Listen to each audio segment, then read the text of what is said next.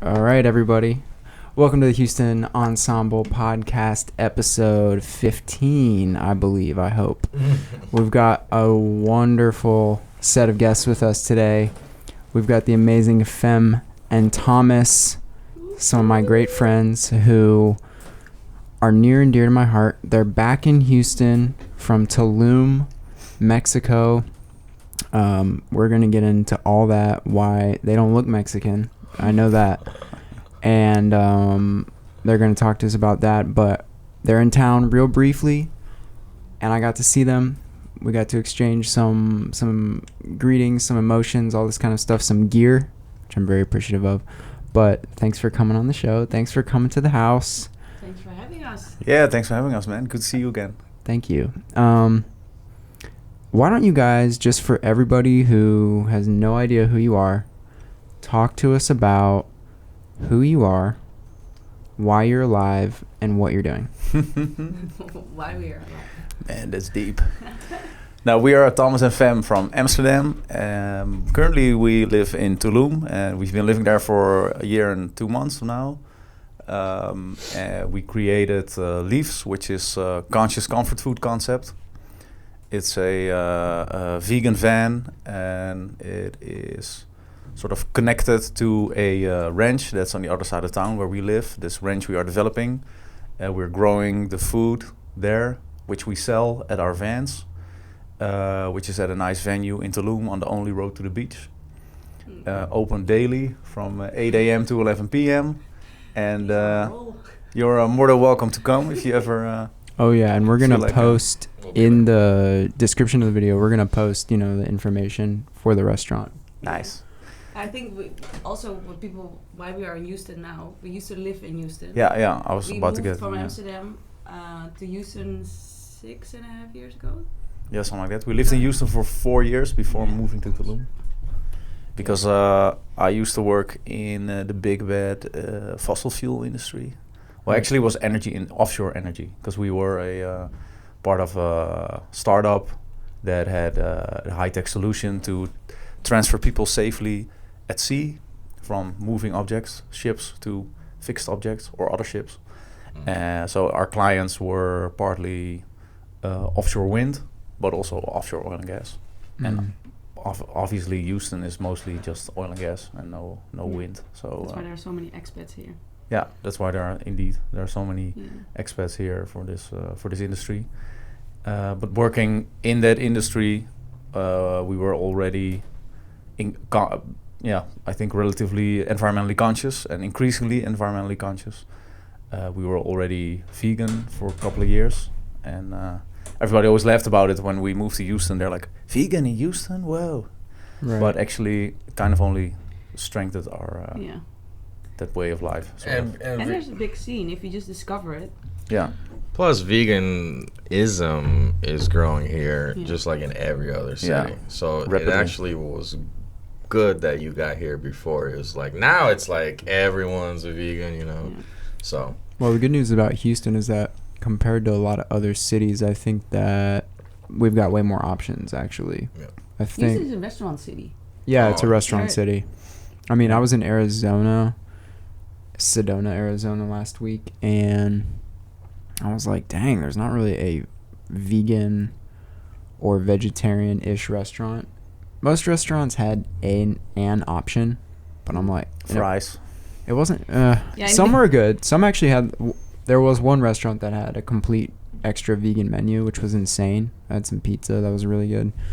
But that's why I really like being in Houston. But actually, Amsterdam, too. I felt like there was a lot of vegan stuff. There's a lot of things going on in Amsterdam right now. Yeah. But also, And I didn't even mention it. I should have said this at the beginning, the way that we met. And for everybody who's listening, the way that I met Thomas originally was when my sophomore year at Rice, 2017, something like that, we were doing a veg fest, an all vegan festival where we bring a bunch of food vendors, artists, speakers, and my friend Christoph found Thomas, who is a quote-unquote vegan DJ, and then I met Thomas, and forgot about that. I saw him there, and then I think you saw me play bass guitar at that little show that we did at the very end. And you're like, oh, do you play music? And we talked, and you're like, do you want to make some music sometime? And then we made some music on King's Day, and we made some memories on King's Day. Yes, the Dutch biggest party of the year, King's Day. We celebrated it indeed in Houston. Back then when we lived in Midtown in a big apartment complex. Yeah. We invited all the other Dutch friends that we had at the time here in Houston over. Because the Netherlands is a big seafaring nation, so active in offshore energy. So a lot of Dutch people are spread over the world, and we're in Houston, and so many people that we, on indeed end of April, had that party together. Right. And then you even mentioned that that day you mentioned you were going to the Netherlands, right? Because we didn't. Did I mention it that day? I think so. Yeah. I may have. And that's one of the reasons I think also. That I took you down to the pool to meet everybody, because like, oh, you're gonna live in the Netherlands and you gotta witness King's Day. Right, yeah, because I was gonna study abroad the next semester at the conservatory there. In Amsterdam. Yeah, so it was all one big loop. Meant to be. Yeah. And it was great. Yeah, and because it's funny, I didn't really know you at all that day. It's like, but I had a great time, obviously. Yeah. And we made some cool music. Yeah. And we laid down a track that you played on my dad's old 1974 Ibanez bass. Right, yeah. And Thomas so generously bequeathed that bass to me the other day. So hopefully you guys see it in a video or something. That's beautiful. The thing is, we have a storage unit here in Houston still, and we moved to Mexico with the idea for just being there for a couple months, arranging our visa, and in the meantime just set up in Mexico. But then we were in Mexico, and it was like, whoa, this is chill. People don't have like only 30 minutes breaks. Everybody's on a holiday. The weather is nice. It's beautifully designed. It's paradise. Yeah. Wow. And festival season was coming up, and we already wanted to get into the vegan restaurant business, because we came up with the idea here in Houston. Yeah. Try to find our vision, because it was just killing my soul to work in this fossil fuel industry, while being increasingly environmentally conscious. Then we had some options for spots here in Houston that were still in development. We're gonna take about a year, but then I had to quit my job, and then the burn rate in Houston is just too high. If you're here for a year waiting on something that might is still developed. That's why we went to Mexico. Being there, festival season came up. We're like, hey, let's do some pop-ups at these festivals. Mm-hmm. So we bought this Volkswagen van, old surfer's bus, completely redid it, overhauled it, worked at all the big festivals, and that was so successful. And now we had this van. We're like, let's try to find a fixed spot for it. And through some friends that we met during festival season, we found a fixed spot. And now, we're still there. And it's basically a restaurant on the beach. It's close. It's not on the beach, but it's close to the beach. It looks like on the only road to the beach. On the road to the beach. Because it used to be a trash pile in the beginning. And everybody was like, why are you guys going here? It's so much work because you have so much construction. So the construction sites dumped all their stuff there. And we were like, no, we will show you. So we came up, cleaned everything up. We decorated it pretty, put sand in, a lot of plants. So now it's like this cute little spot. And you have to pass by it if you go to the supermarket or you go to the beach or to town. So no matter who you are, you cannot miss it. Yeah, everybody who goes to Tulum goes to the beach. Yeah, and we're on the only road to the beach. So everybody who goes to Tulum sees us twice. Yeah, way in, way out. That's the income. Yeah, we're like it's like a little oasis on a long road to the beach. That's good for business. Yeah, it's among the palm trees. Those two Volkswagen vans. It looks really nice. Some lighting. Where else in Mexico have y'all been? Have y'all been anywhere else in Mexico? Playa del Carmen, Cancun, like the big cities. Yeah, you fly into But we Cancun. haven't been traveling that much. Also Acapulco. Haven't been there, no. It's a legendary place. But go there during for Christmas and New Year's. Oh my goodness. You've been? Oh yeah. Acapulco? Oh yeah. Any tips? Tips. Do's and don'ts. Don't go out late by yourself. Don't go anywhere by yourself. You better know, get some locals you trust there to show you around, because usually military is in that town all the time. I don't know if it's the same in Tulum. No, right? in Acapulco, military is there all the time. You know why? Because there's so much crime that police is not enough. They gotta bring in the tanks. Yeah. However, because they're there, it's pretty safe. Just don't go anywhere. So that's the main thing. But no, that's a party city to be in on the holidays. Wow. So if you're into that, and there's some great spots for DJing there too. Okay. Oh, we need to figure it out then. Mm-hmm. Yeah, maybe go one day. But I only know it from the song, to be honest. Mm-hmm. You know, it was crazy when I went to Cancun forever ago. We took a bus trip to Chichen Itza and walked around all the Mayan temples and pyramids and whatnot. And actually, we were there on the spring solstice, and they built the pyramid so that on the solstice, when the sun shines down, it'll make a snake, the shadow snake on the stairs. Whoa. And it was like, holy crap. That was the one day I was there. That's awesome, man. Nice. Yeah, we've been to Koba. There's a similar temple there. You have a lot of temples. It's still a lot of that aren't discovered yet, or cleaned up. Too deep in the jungle. Mayan architecture is beautiful. Yeah. If you think about it, that they built that all back in the day without any machines. So I'm glad you mentioned that. So let's talk about aliens now. Yeah. Well, I was watching, there's this channel on YouTube called Bright Insight, and there's another one called Uncharted X, and they go into all the details of the Egyptian pyramids, the Mayan pyramids, the ancient, like monoliths, giant stones, all this kind of stuff, and they're comparing all this stuff, and you just start to realize, like, we definitely don't know anything about what they were doing, to an extent, or at least to how they're made. I don't want to know. I want it to be a mystery. Yeah, there's some magic in that. I want to believe, Yeah. It looks cool. That's the most important thing. I think as a Dutch person, I have a bit of a sober vision on it. Mm-hmm. That a lot of things happen at the same time, kind of, around the world. Yeah. Mm-hmm. But it's just because we all develop.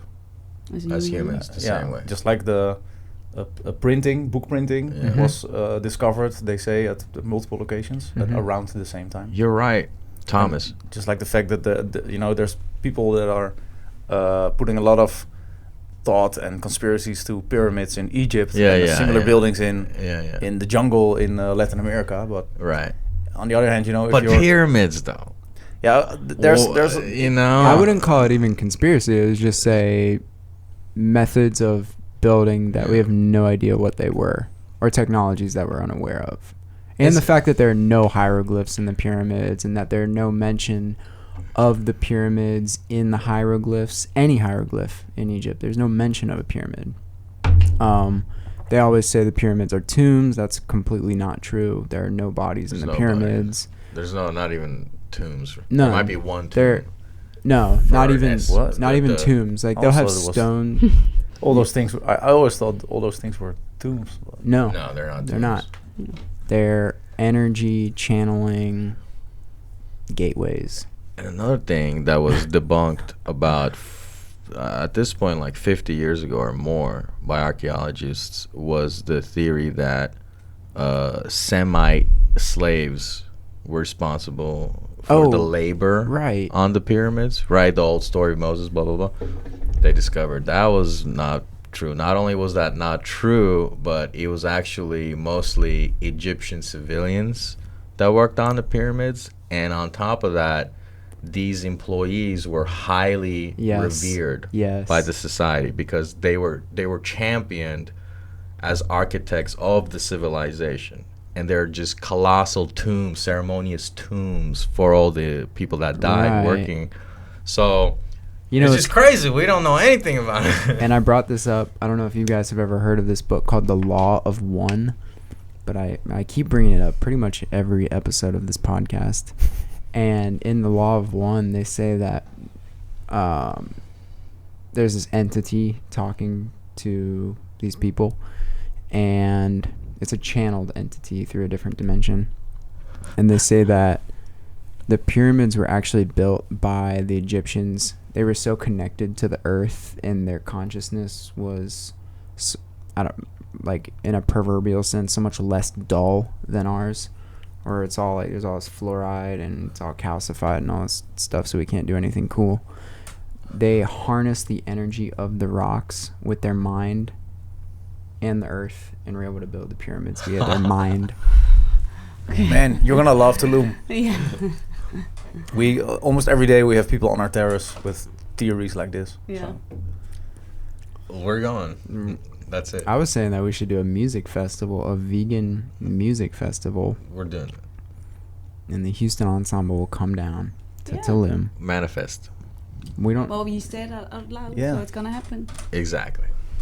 It's not about money. It's not nothing like that. We No. don't need to be paid. We just need to come down and play music and eat vegan food and Let's do it. promote. There's a dope vegan. It's like a vegan playa festival.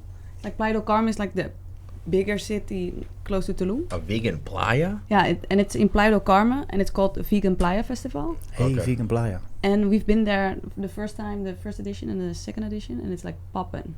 It's like Oh, wow. God. super Yeah, it's busy, and they have like it's like a nice market with a lot of food, and a lot of people came. Music, so it's I think it's a really Chad. perfect spot. You've already done a vegan festival. You contact them. Win-win. We know the context. We will hook you up. That's Yeah, a good or point. do your own in Tulum. Pick a do date. this. Yeah. Yeah. 'Cause- Well, that's what I was thinking. At the Like we ranch. kind of just like it's like the yours. garden. Yeah. It's yours and ours. Yours, mine, and ours. Perfect. Let's do it on 2022. Oh. I Plenty of On time to 11, plan it. 11. I like it. I don't like how far away it is. Yeah. Well, time flies. Wow. Time does fly though. We've been in Oh, Tulum yeah. for a year and 2 months, and feels like Can't even 2 feel it. weeks. Yeah, we learned a lot about patience and time management. How's Yeah, your especially- Spanish? Like fluent? Mejor.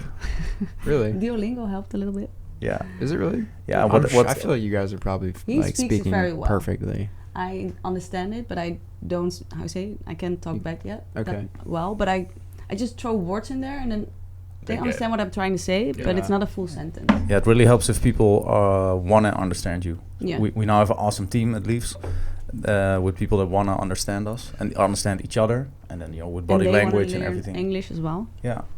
Mm. And to life hacks, I changed my phone to Spanish Right. and my MacBook. Good. So I stay in that headspace all day. Because Mhm. you've seen your phone and your MacBook thousands of times already, so You just know, you yeah. can't really get lost. Right. But now instead of the standard words, everything's just a little bit of Right. Spanish. And every now and then you actually read the word again. You're like, oh, that's it, okay. And you learn with new You words. train yourself. Yeah. Yeah. And just what also really helped is get over the fear of failure, obviously. Like many Mhm. things in Try. life. Fail forward. Do you have to fill Yeah. out a lot of like actual business documents in No. Mexico? No. No. It's Mexico. It's Mexico, dude. That's awesome. Only in America do you have to Yeah. do that, man. Yeah, and Not even- in Europe too. In Europe Yeah. too. Yeah. In Yeah. Russia, We have I to get used to it again. see. In Russia, I still remember I was a kid, but I remember my parents because they were always business-minded folk, even though they were both had like doctorates and like all kinds of esoteric stuff. But there was no red tape in Russia. There's no red tape. You could just build a whole liquor store in the middle of a village or something, and Yeah. it'll just be fine. And I love that. But I was gonna also ask you guys, because I had this experience, and I'm not even mad about it. I'm really not mad about it. But when I was in Acapulco, it was like everybody was just calling me a gringo. Everyone was just like, "Who's this pale guy?" Pale face. And it was like, man, I still like understand you guys, you know what I'm saying? But they're funny like that. I like it in one sense because they're just so open and honest. Like the joke I like to say is, in the East, if the government has a problem with you or the people have a problem with you, they'll just kill you on the street. They don't even care. But in America, they'll take you to dinner first. They'll ask you how your kids are doing, and then they'll just slice your throat in the back, and no one will see. You know what I'm saying? Not I to don't get know. morbid, really good. No, but it's just the politicized. Everything's way more political here. You know, people are way more careful with their words. They're thinking one thing. I think Yeah. also But they're the saying difference is that what we experienced from living in Amsterdam, then moving to the States, he was an oil gas, is that here, one of the more challenging things is that you can get sued for everything. Everything's like a risk, and it's always in the back of your mind, like, is this safe to do? Well, and especially if you want to start a restaurant, we did all the courses and we trained and we looked in permit-wise. A permit in Mexico is like, you need to have permits and stuff. You need to have stuff organized well. Yeah. But it's not as strict as in the States. In the States, is like a lot of law and little rules. And so much. Yeah. People want to earn something on you. Lots of litigation. And that's what I think is at the core of the problem. You know what I'm saying? But don't you think that that's kind of unfortunate? That's how it's got to be. Well, there are a lot of things unfortunate in the world. Okay. It's probably really unfortunate because there's so many people that want to take advantage of stuff. It's like in one sense the heart's in the right place about all the kind of stuff, and you just have so many people that just want to steal your shit. But it's also if you compare it with Mexico, they see me and I'm white, blonde woman, right? And I come there and I don't speak Spanish that well in the beginning, especially. Right. Of course, they're gonna charge me double for stuff. I mean, wouldn't you? If you were in their shoes, if you earn, the how say it? We are their Christmas bonus. I mean, if they don't earn that much, and the thing is, in the beginning, we were unknown, but now I learned Spanish. I know where to go. We have our local resources. We understand like the trick. Mm-hmm. That it's just part of living there. Mm-hmm. Yeah, it's one. Yeah, it's the same that if you go to I've been in Morocco, and if you go there, you always negotiate about the price. Always. But it's the same. Like it's just part of it. I love Morocco. It's so pretty. Amazing. You've been? Yeah. And though the taxi people there are hilarious. Yeah. They're like 200. I'm like, come on. They're like, all right, 180. I'm like, yeah, the taxis in Tulum are also a thing. Uh-huh. At night outside of the clubs, they charge 10 times of what they would normally charge. And, Do you feel like it's primarily tourists in Tulum? Yes. Yeah. At least our clientele is. I saw that in a picture. I was like, all these people look white. Yeah. Tulum is it's a beach town. It's tiny. With dreads. It's like I think 20,000 people or something. Okay. Depending on what time in the year, because there's peak season in December and January where Tulum turns into Ibiza for a month. All the party people from across the world, as they call the anywheres, they come over. Like all the people that usually go to Burning Man, Mykonos, Bali. The anywheres, I like that. Yeah. Cosmopolitans. They come, and then Tulum is all of a sudden like 40,000, 50,000 people, and there's traffic jams everywhere. And then it's super touristy. ATMs are empty, mosquito spray is out. Yeah, everything runs out. And but most of the year, and especially now, there's a lot of tourism throughout this year due to the pandemic. Everybody who wants to escape their life, they come to.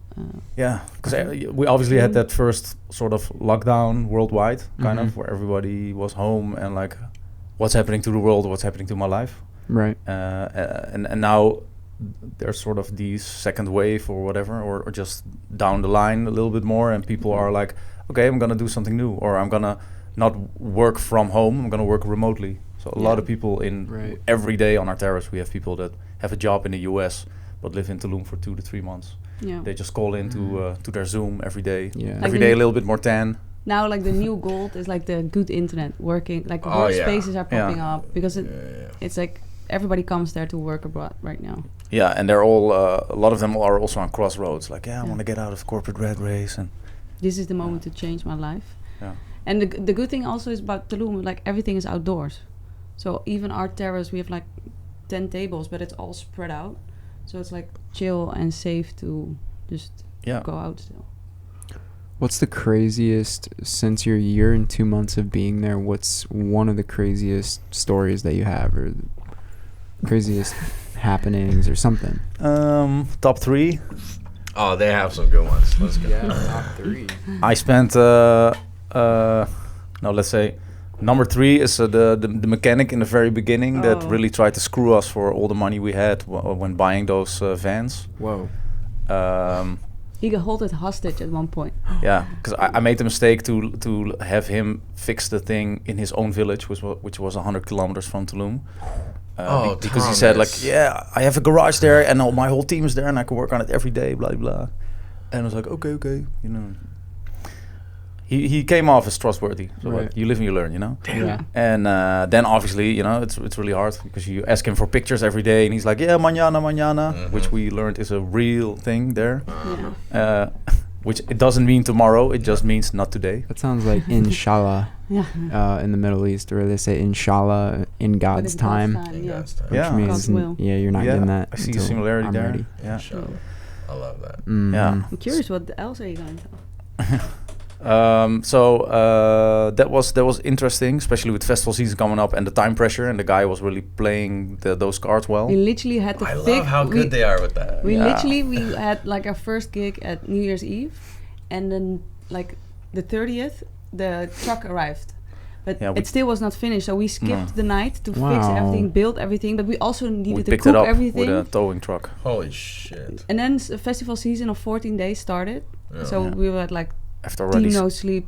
Like skipping 2 nights, just working on the truck full time, finished everything ourselves, which you then also learn like, damn, could have done most of it myself. That's cool. And then the number 2 is buying this truck in Mérida, which is a city on the other side of the Yucatan Peninsula, because Tulum is a beach town, and that whole area is there's too much oxidation on all the vehicles. You know, everything's rusty because of the salty air.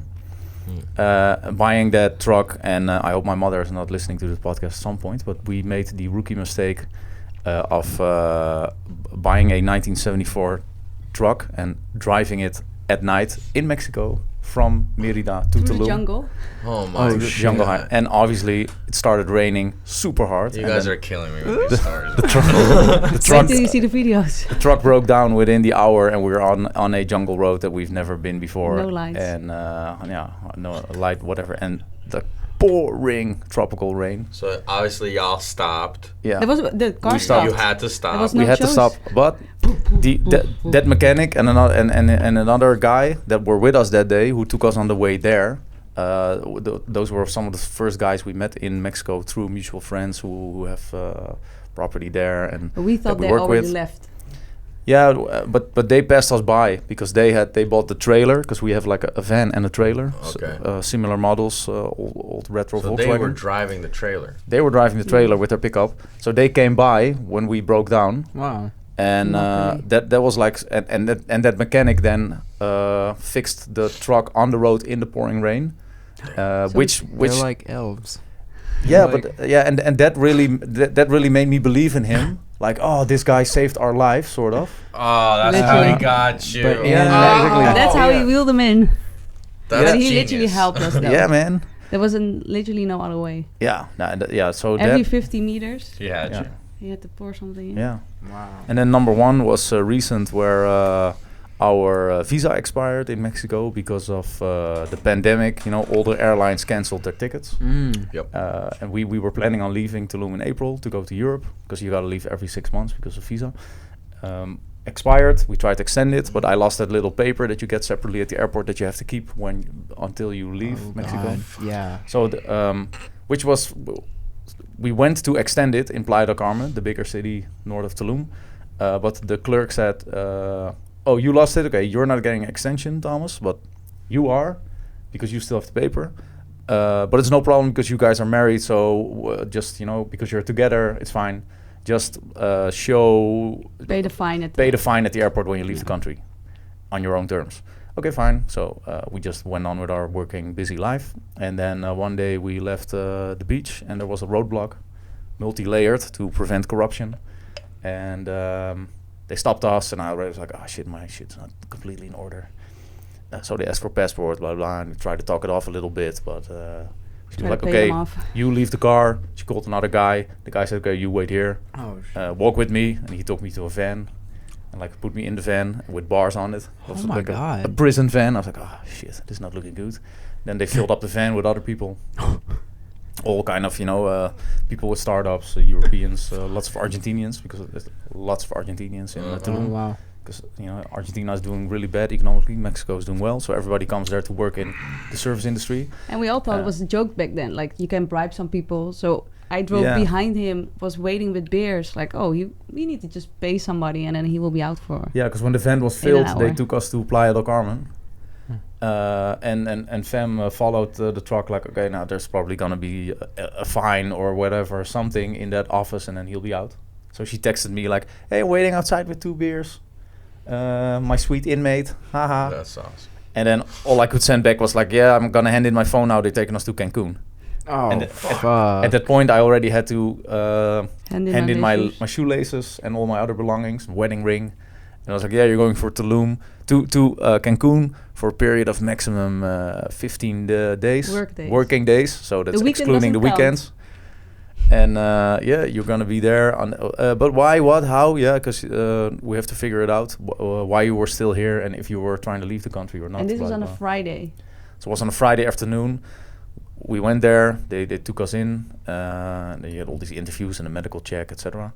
And then you're in your cell, and it's like, okay, until Monday, nothing's gonna happen. You wait till Monday, and then, Femme was able to visit with I was freaking out at home. I envisioned a Mexican jail with a bucket, with crime and dirty rats everywhere. I mean, I didn't know what was going on, and nobody told us anything also. So on Monday, I was like, are you okay? Yeah, luckily it wasn't that. Obviously, there was a moment where I was like, oh shit, to what place am I going? But as soon as you get in and I saw it was new and clean and safe, I was like, okay, that's okay-ish. And I was with sort of similar guys, my age, people also in the restaurant business who were starting their own business or recently already had one or played soccer. He won for Netherlands. Yeah, they gave us a ball after the weekend, which we were really happy with, because it was like a common area with 12 guys, and then you had your separate sort of night cells. How sweet of them! Yeah, and then somewhere during the weekend, and we were in there with a couple of Brazilians, Argentinians, so we decided to do like a World Cup food volley. I would have been done.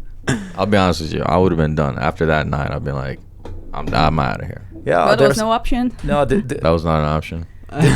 This is a lesson in gratitude and patience to the fullest, because of course you can go crazy really quickly. You're like, I'm going to a Mexican prison and my own freedom's out of my hands. Right. In a strange country. Right. Full on panic attack and exactly. Going to the dark place. But there was a girl next to me in the van when they were filling it up, and she was in that mind state, sort of like, do you know where we're going? For how long? And then, I just got here too. I don't know. And then I told her, because I felt like that there were more people. And the tension was like, the tension was high. So I was like, hey, this is the time to be grateful. When we're on the beach on Mali, listening to Deep House, in Tulum during the parties, and like, I really hope you I'm so grateful for life. Right. Like, this is the time to be grateful. It's easy when you're there. See, now I know you're into some shit from you saying all that, and we're gonna have to wait till after the podcast to figure this out. But earlier you said though that because I'm from the Netherlands, I have a very straightforward feeling about that. Please explain to me what that means.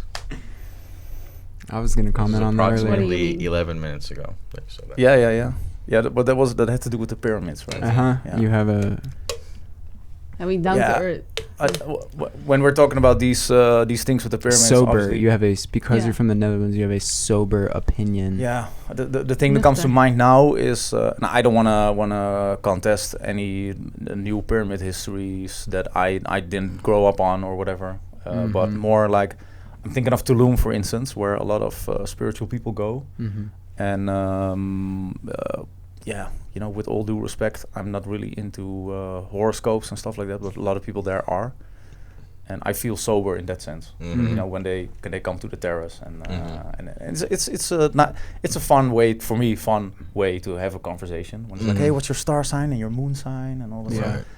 But I'm like, but you are deep, and you have had experiences that have killed you and brought you back to life. That's for sure. That's true. I can spiritually or not, also or physically. Yeah, to my own perception, I can say I've seen God and being God, and seen the devil and being the devil in many nightmares when sleeping and awake, sober and not sober, and yeah, that it's everything is everything. Seen it all, in that sense, I feel. And but then again, I'm still on the fence whether it's like, okay, is that all my brain and is it all the collection of my memories? Yeah. Or is it like ancestral instinct? Mm-hmm. Or is it quantum physics? Or is it something external that then I am open to, that I suddenly see at that moment? Only death will tell. And we got like 2 minutes left. I kind of want to make this a new thing. Not a new thing, but just really implement it. I want to end the podcast with this. Both of you guys, make it a long story short. Why are we here? Why are we alive? Why don't you give us your answer? Yeah, there you go. Why are we here? Why are we alive? What is life? Oh, can Thomas start with it? So much pressure. Just your opinion. Why are we here? I think just to share the love in general. I mean, life is so pretty and so awesome that if we just all work our own magic, then we can create magic. Mm-hmm. If everybody does what they're good at it, and what's their talent, like we talked about earlier, right? Exactly. If music is calling you, you should play music. You should be an artist. Mm-hmm. Yeah. And I think my mission or our mission is like create a kinder world and show people that if we are just kind to each other, we can do so much better in the world. You second that, Thomas, or do you have a slightly different? I think if you start from the sober point of view, you could say life is random and just a bunch of chemical evolutionary processes that got out of hand, Boring. or not. And then you can say, okay, life is meaningless, but we give it meaning, and then you can give it all meaning you want, which is awesome in a way, because it's like a sort of blank canvas that you can fill in. Very postmodern. Or we're part of some growing universal consciousness, just like the entire solar system is pulled towards a place, and we are pulled towards a place, whatever, and it's all connected. Yeah. You're just covering all your tracks, Thomas. Come on, you're like, give me this, give me that. I know, but what do you think? I don't have the solution yet. Yeah, but, it's tough. Trying to figure it out. Yeah, we're still trying to figure it out. Maybe that's also part of life, trying to figure it out. Good.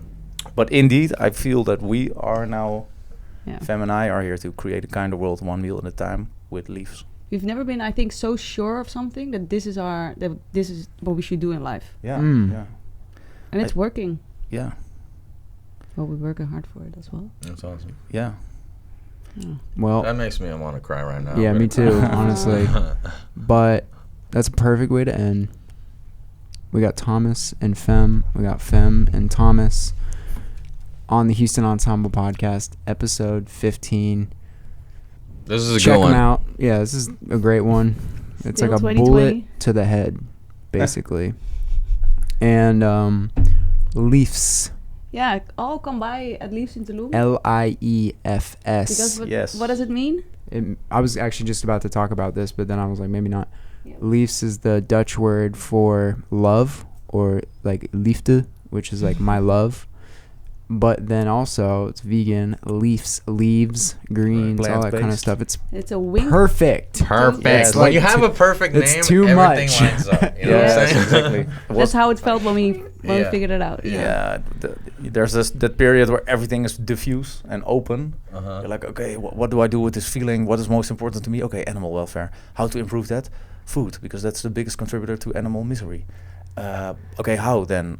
Like go into innovations or serve it. Let's do serving, because we have some experience that is open. Okay, name, brand. Oh, we don't know. Everything's on the table. You're like, where are we going with this? And people asking you, well, what are you gonna do? What's the name? Is it your first time? Do you know the restaurant industry is really, really hard? Right. Like, and at some point indeed it was like Liefs. I'm like, holy shit. Yeah. Means love in Dutch. You know when you know. And yeah, you know when you know. And we didn't know how Americans would pronounce it, which was scary, because they sometimes take something and they fold it up, throw it in the corner. Misspell, yeah, just like misspell it. Femme's last name is Huismans, but you showed it to an American, and it's like showing Chinese characters sometimes. Say it again. We want to say Huismans. My full name is Femke Huismans, but I started calling myself Femme in the States because I had my own business, and I didn't hear people telling my name, so Femme. Yeah, because even Femke. I mean, that's also perfect too. Femme, are you kidding me? Your name is Femme. That's like perfect. What? Yeah. Is your name secretly like male too? Man. Thanks for having us. Oh yeah, we'll be down to Tulum soon. Yeah, man. Look forward to it. Always welcome. You can also find us online at eatatliefs. Yes. Eatatliefs. Yes. Instagram, Facebook, all the stuff. Eatatliefs.com has recently launched. Facebook. Maybe I can plug that here for the first time. We started a donation-based campaign, which is phase 2 of our 5-phase Leafs project. Okay. It's an anagram, I believe you call it. So it's like a It's like launch, improve, expand, franchise, sell. It's a 5-year plan for Leafs.